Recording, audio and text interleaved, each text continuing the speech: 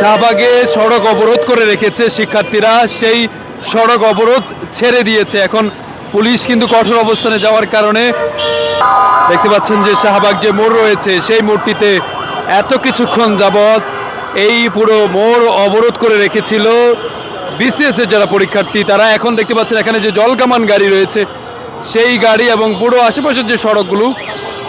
যানজট কিন্তু একেবারে স্বাভাবিক হয়েছে এবং এতক্ষণ ধরে এই সড়ক কিন্তু চলাচল কিন্তু বন্ধ ছিল এবং তাদেরকে 5 মিনিট সময় দিয়েছিল ট্রাফিক পুলিশ সদস্যরা এবং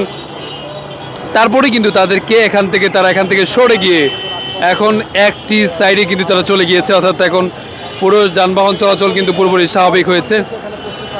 দেখছেন এই যে জলকামানটি, সেই জলকামানটি কিন্তু এখন সরিয়ে নেওয়া হচ্ছে, এমনটি আমরা দেখছি শাহবাগ মোড়ের চিত্র।